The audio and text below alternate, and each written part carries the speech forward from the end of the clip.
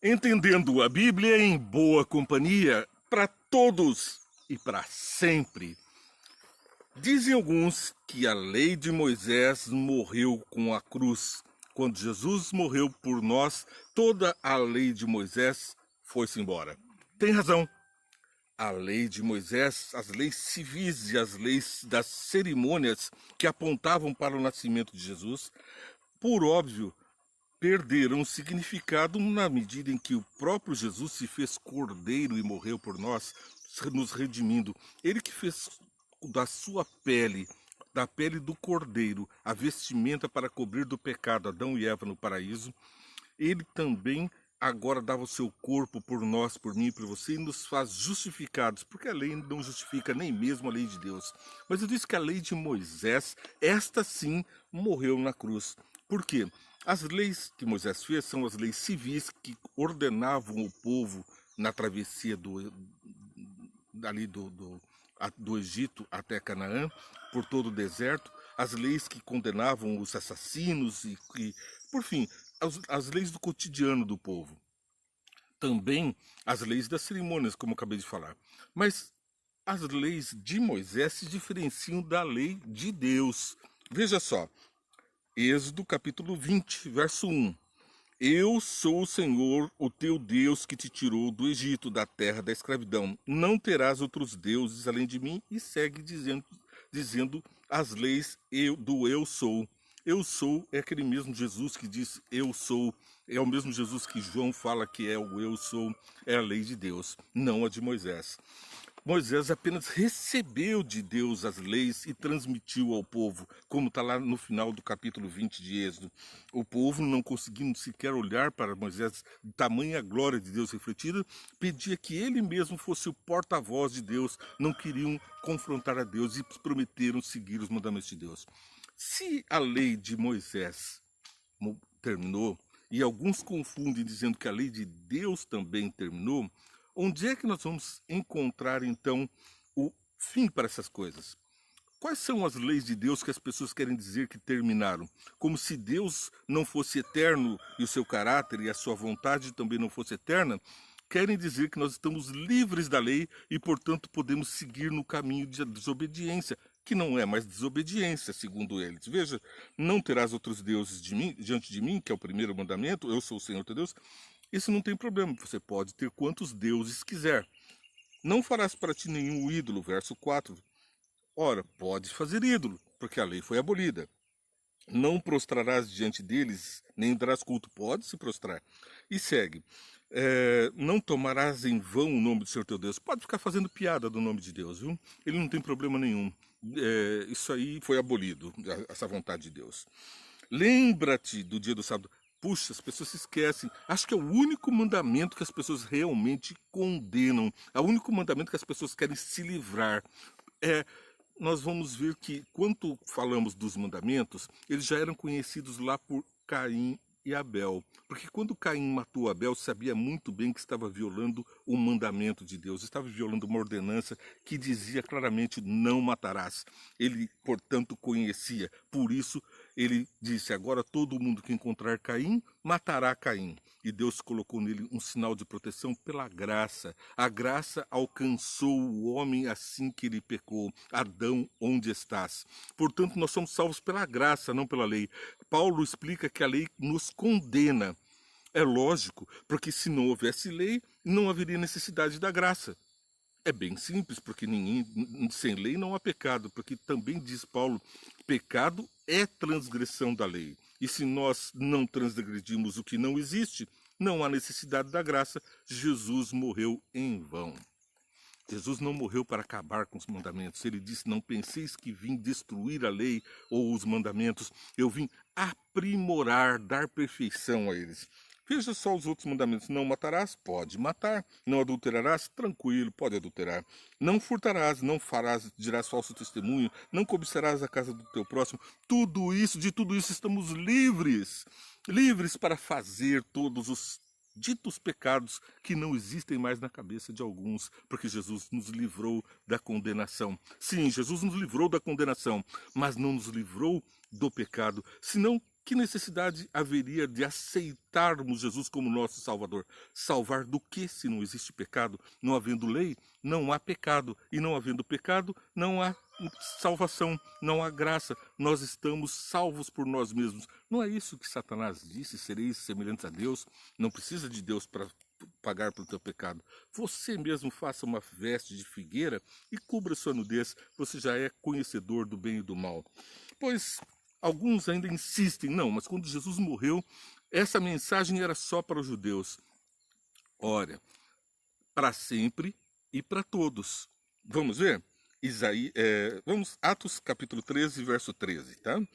Atos 13, 13 e 14. De Pafos, Paulo e seus companheiros, Paulo já muito tempo depois da morte de Jesus, mais de 30 anos, 15, 30 anos aqui, depois que Jesus tinha morrido, Paulo estava então convertido e agora pregando feito doido, assim como ele sempre fez. Um centurião romano, encarregado de muitas missões, tomava cartas para poder perseguir os cristãos.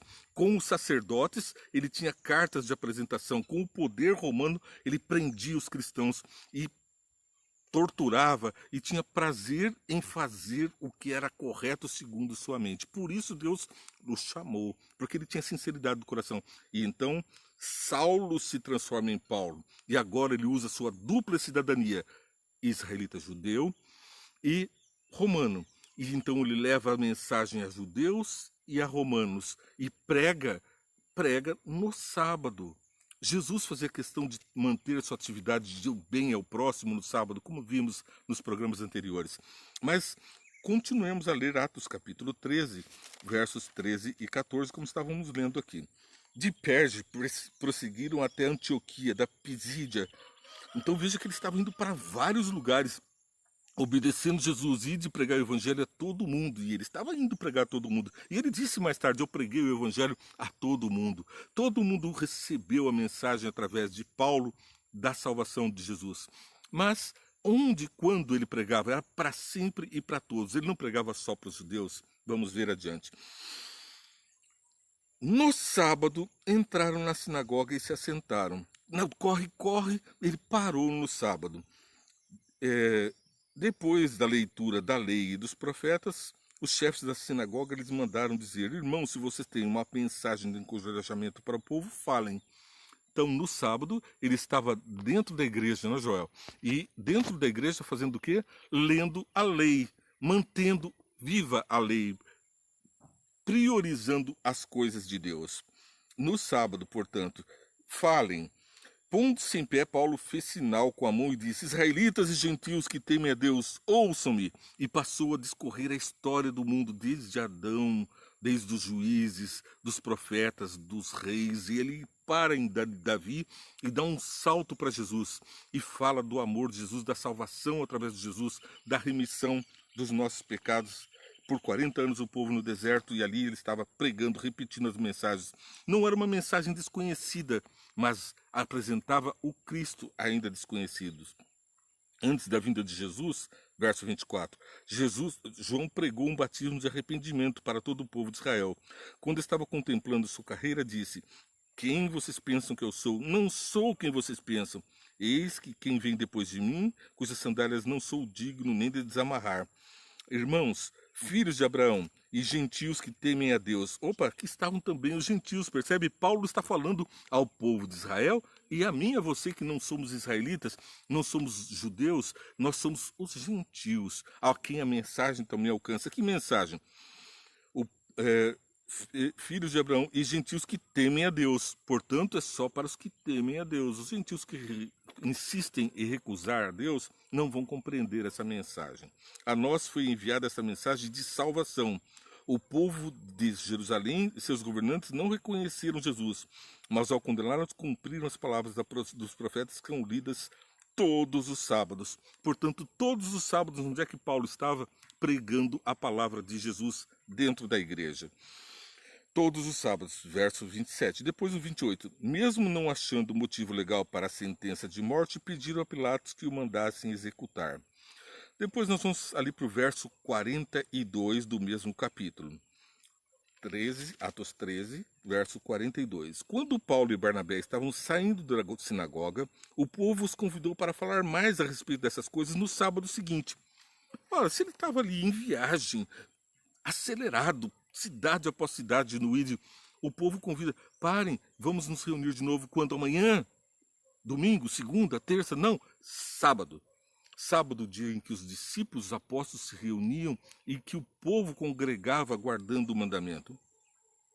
Quando Paulo falar mais a respeito dessas coisas, no sábado seguinte, despedida a congregação, muitos dos judeus e estrangeiros piedosos convertidos ao judaísmo seguiram Paulo e Barnabé. Esses conversavam com eles, recomendando-lhes que continuassem na graça de Deus. Portanto, é a graça de Deus que nos salva, não os mandamentos. Veja o verso 46. Então Paulo e Barnabé lhes responderam corajosamente: era necessário anunciar primeiro a vocês a palavra de Deus, uma vez que a rejeitaram e não se julgam dignos da vida eterna. Agora nós voltamos para os gentios. Então eles pregavam aqueles que não se sentiam dignos. Violamos a lei, sabemos que estamos no erro, a nossa consciência nos acusa. E aí não nos sentimos dignos da salvação, mas a salvação é a palavra de Deus para todos. Aqueles que aceitam a palavra, a graça e guardam os mandamentos de Jesus são aqueles que amam a Deus. É o que disse Jesus. Eu fiz de vocês luz para os gentios, para que você leve a salvação até os confins da terra. Foi a mensagem que Deus falou a Paulo. Veja só. Verso 46. Então Paulo e Barnabé lhes responderam corajosamente: era necessário anunciar primeiro a vocês a palavra de Deus, uma vez que rejeitaram e não julgam dignos da vida eterna. Agora nós voltamos para os gentios, pois assim o Senhor ordenou. Eu fiz de você luz para os gentios, para que você leve a salvação até os confins da terra. Sendo luz para os gentios, para mim e para você, até os confins da terra e até o final dos tempos, para todos e para sempre, eles pregavam no sábado, guardavam o sábado. Vamos ver Atos, capítulo 17, verso 1. Primeiro 16, verso 12 e 13. Atos 16, verso 12 e 13. Dali partimos para Filipos. Eles estavam de novo numa grande peregrinação, indo pregar em muitas cidades, aceleradamente. Fala uma porção partindo de Troade, navegamos diretamente para Samotrácia e no dia seguinte para Neópolis. Dali partimos para Filipos, na Macedônia, que é a colônia romana e a principal cidade daquele distrito. Ali ficamos vários dias. Então ele não estava falando para os judeus, estava numa colônia romana, ali dentro ainda do período do círculo de Israel, mas para um povo romano. Ali era uma colônia romana. Ali ficamos vários dias. No sábado, saímos da cidade e fomos para a beira do rio, onde esperávamos encontrar um lugar de oração. Na colônia romana não tinha templo, não tinha igreja, portanto eles não tinham onde se reunir. Ele estava pregando de vários lugares, mas no sábado ele ia para a igreja. Não encontrando a igreja, foi à beira do rio. Ali encontrou Lídia, que se converteu, uma próspera comerciante, e que o convidou para que ele ficasse hospedado em sua casa. Então, no sábado, ele estava obedecendo a Deus, guardando os mandamentos. Atos 17, verso 1 até o verso 5. Tendo passado por Afípolis e Apológia, chegaram a Tessalônica, onde havia uma sinagoga judaica. Segundo o seu costume, Paulo foi à sinagoga e por 3 sábados discutiu com eles as bases da Escritura. Conforme o seu costume, ele aos sábados, por 3 sábados consecutivos esteve com ele. Continuou o costume do sábado. Jesus tinha morrido há tempo. O povo judeu já tinha deixado de ser o povo assim único, porque a mensagem tinha sido ordenada a pregar a todos, para mim e para você, para todos e para sempre a mensagem do sábado. E depois do verso 4 e verso 5, alguns dos judeus foram persuadidos e se uniram a Paulo e a Silas, bem como muitos gregos tementes a Deus e não poucas mulheres de alta posição. Pois bem, aqui está vendo claramente que a mensagem é dada a todos, mas tem ainda mais, Atos 18, verso 4. Todos os sábados ele debatia na sinagoga e convencia judeus e gregos. Isso em Corinto. Está aqui bem registrado qual é o costume dos apóstolos, porque ele estava fazendo muitas dessas obras com João e com outros apóstolos. Mas será que isso não passou Veja Isaías, capítulo 63, versos 23 e 24. Você está assistindo Entendendo a Bíblia em Boa Companhia. Não perca também 5 minutos, entende, que vai ao ar às 8 horas, um resumo desse programa, bem rapidinho para quem está com pressa. Isaías 63, 23 e 24 vai dizer da importância de para quando a questão do sábado. De uma lua nova a outra lua, e de um sábado a outro, toda a humanidade virá e se inclinará diante de mim, diz o Senhor. Toda a humanidade virá diante de mim, diz o Senhor. Sairão e verão cadáveres dos que se rebelarão contra mim. O verme deles não morrerá, e seu fogo não se apagará, e causarão repugnância a toda a humanidade. Quando? Quando que aconteceu isso aqui? Quando que vai acontecer? No juízo, onde toda a humanidade vai contemplar o juízo de Deus. De um sábado a outro sábado estaremos com Deus, louvando pela sua redenção e salvação. Esse verso nos lembra das 3 mensagens angélicas, as mensagens finais para esse mundo, portanto, para o hoje, para agora, você está vendo? Apocalipse, capítulo 14, verso 6. Então vi outro anjo que voava pelo céu e tinha na mão o evangelho eterno para proclamar aos que habitam na terra, a toda nação, tribo, língua e povo, para sempre e para todos, a todo o povo. E disse em alta voz: temam a Deus e glorifiquem-no, porque chegou a hora do seu juízo. Juízo agora, não para os judeus, não antigamente. Adorem aquele que fez os céus, a terra, o mar e a fonte das águas. Isso te lembra alguma coisa? Lembra-te do dia do sábado para o santificar, porque em 6 dias fez o Senhor os céus, a terra, o mar e a fonte das águas. Êxodo capítulo 20, verso 8, combina aqui com a mensagem final para esse mundo. Adorem aquele que fez os céus, a terra, o mar e a fonte das águas. Quando? Lembra-te do dia do sábado. É no sábado que vamos nos lembrar daquele que criou todas as coisas e daquele que traz o juízo e a redenção a qual estamos aguardando. Em segundo, o anjo seguiu o verso 8, dizendo: caiu a grande Babilônia, que fez todas as nações beberem do vinho da fúria da sua prostituição. Aqui, as igrejas que se prostituíram, que deixaram de guardar os mandamentos de Deus, que violam o sábado e adotam a marca da besta, que é a guarda do domingo, passam então a afrontar o Criador. Eles começam a dizer que o Gênesis não é literal, que ali há uma força metafórica que deve ser inteligida, interpretada. Inteligida sim, mas interpretada, interpretar a palavra de Deus que é tão clara, no princípio criou Deus os céus e a terra. Eles querem dizer que não foi bem assim, houve uma evolução. Não, nós estamos pregando aquilo que Jesus mandou no Apocalipse, está bem claro. Ai daqueles que adoram a besta, que se prostituem com sua doutrina. O vinho é a doutrina, é o ensinamento que perverte. Lembre-se do dia do sábado, guarda domingos e dias santos. Está na Bíblia deles, está na adulteração. Embora a Bíblia seja a mesma, adulteram os mandamentos. Um homem, o anticristo, pregando contra a doutrina de Cristo. E no verso 9, um terceiro anjo seguiu dizendo em alta voz: se alguém adorar a besta e a sua imagem, ou receber a sua marca na testa ou na mão, também beberá do vinho do furor de Deus, que se derramado se mistura no cálice da sua ira. Será ainda atormentado com um enxofre ardente na presença dos santos anjos e do Cordeiro. Portanto, não há salvação para aqueles que, conhecendo os mandamentos de Deus, adotam os ensinos da Babilônia, o vinho da Babilônia. A fumaça do tormento de tais pessoas sobe para todos sempre, para todos que adoram a besta e a sua imagem, e para que recebe a marca do seu nome, que não há descanso dia e noite. Qual é o dia de descanso? Sábado. Para os que não guardam o sábado, não há descanso dia e noite. É o tormento eterno, é o juízo de Deus para sempre e para todos. Você está assistindo Entendendo a Bíblia em Boa Companhia? E todos os dias às 9 horas eu te aguardo. Curta a hora e compartilhe essa mensagem. Muitas pessoas precisam saber que Deus tem uma bênção especial, um dia de descanso das aflições desse mundo e a promessa da regeneração de todas as coisas. Adorar a Deus, ver as criaturas, o bem que Ele nos fez, o amor de Deus expressa em cada detalhe e saber que o amor de Deus, por seu sacrifício, morreu no meu lugar para que eu possa estar na sua companhia. De um sábado a outro sábado nos reuniríamos para adorar a Deus. Curta, compartilha, ore por mim. Eu estou orando por você, já vejo aqui Josi, e estou orando por você logo em seguida. Que Deus te abençoe, a todos que estão ouvindo e participando.